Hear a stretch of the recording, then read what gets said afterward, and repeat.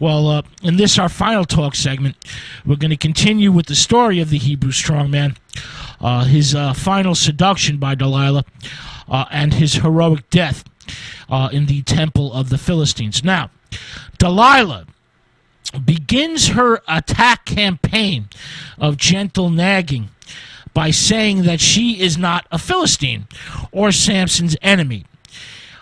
He devours her with kisses. But, is his only answer. Days later, he finally yields to her persistent nagging, as well as her enchantment, which is now at its height, and he gives in. Samson smilingly tells Delilah that it's really not much of a secret. It's the hair, he tells her. He was consecrated as a Nazirite by his mother when he was conceived. Nazirite, she says? What's that? Well, he looks at her for a moment, startled, then realizes that she has no way of knowing. No wine or spirits, he tells her. No food our laws call unclean, and no haircuts. These are the signs of consecration to the Lord God Yahweh. Delilah is intrigued, looks at his luxurious hair, which is as thick and shining as her own.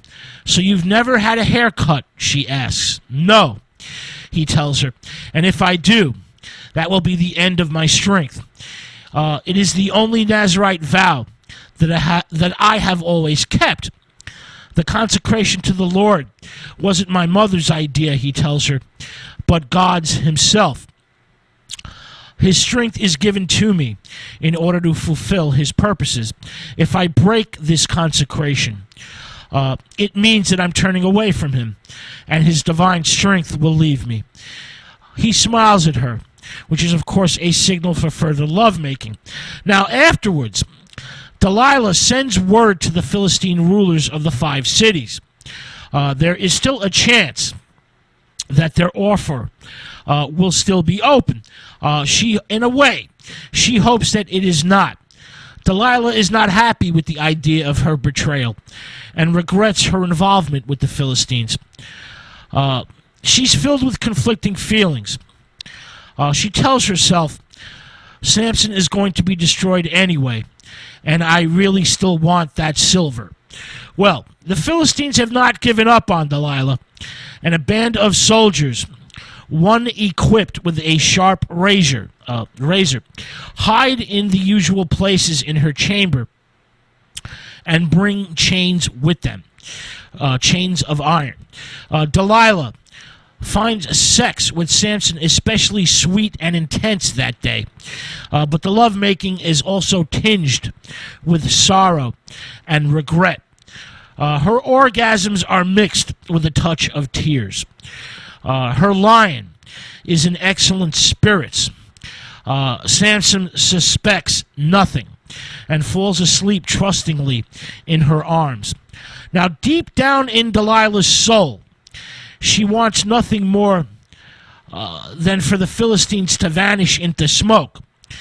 In the biblical text, a Philistine soldier with a razor emerges and carries a basin of water, soap, and a towel. He expertly shaves off the 7 sacred locks of Samson's hair. As each one falls, Delilah feels her heart sink a little further. Now, in the folkloric tradition, Delilah herself shaves Samson's hair, but that's not the way it happens in the Bible. It's a soldier that acts as the barber. Now, this soldier barber nods to Delilah and scoops up the towel, which is full of Samson's hair, drops the razor into the basin, rises and slips back, leaving the field of action clear or open for his fellow Philistine soldiers. Delilah clears her throat. Her eyes fill up with hushed tears and cries out, Samson, Samson, wake up. The Philistines have broken in. Now, Samson, of course, rises up at once and meets the emerging Philistines as he had 3 times before. But when he calls upon his great strength, he finds none. His face turns white with shock. He raises up both hands to his head and feels his shaved scalp. His divine power is gone, and Samson lets out a howl of misery. The Philistine soldiers are no longer afraid of him and are ferocious and merciless. They bind him in iron chains and blind Samson as he stood there. Now, in the text, the Philistines gouge out his eyes, but in the folkloric tradition, Samson's eyes are burned out. They're not gouged out, they're burned. His sight is burned away by a torch. Now, his screams tear at Delilah's heart. She is horrified at their cruelty, but she is helpless to stop them and can do nothing. The Philistines then load their blinded enemy, who is chained up in iron, and huddle Samson out of the room. Now, a soldier drops a clinking sack, a rather large sack, of silver coins onto Delilah's bed with contempt. And Delilah disappears after this from the biblical text. She's not mentioned again in the Bible.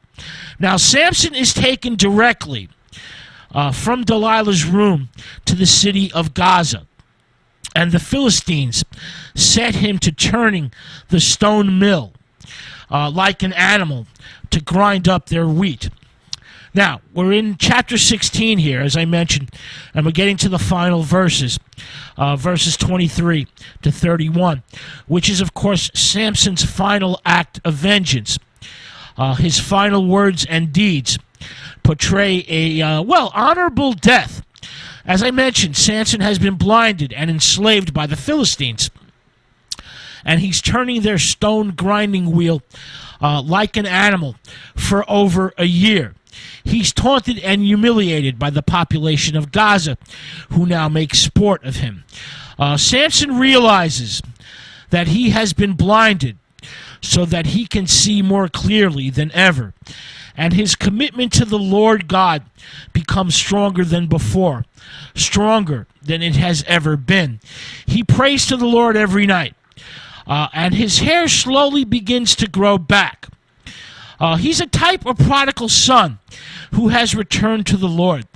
Now, months later, at the festival of Dagon, the Philistines bring Samson to the temple in order to entertain themselves in his humiliation. Now, for those of you who don't know, Dagon is the national or supreme god of the Philistines. It's a man with a fish's tail. And the main temple was in the city of Gaza. Dagon is not mentioned in inscriptions from southern Syria or Palestine, but the god occurs frequently in texts from northern Syria and Mesopotamia. For example, Ugaritic clay tablets and creation epics. There he's known as Dagon, not Dagon. That's D-A-G-A-N, not D-A-G-O-N. And Dagon's son is Baal. Now he has a consort, a warrior goddess known as Salas. Salas carries a double-headed mace and holds a scimitar embellished with lion heads. Dagon is a grain and fertility god of, Canaanite or Phoenician origin. He's a Western Semitic deity. The Philistines either adapt or borrow the Semitic deity through direct contact with the coast of Syria and the coast of southern Canaan. Now, the Philistine temples to Dagon have been excavated in recent years. Of course, not the one in Gaza, because Gaza is still a city populated by many people. People live there, so it's hard to excavate in Gaza.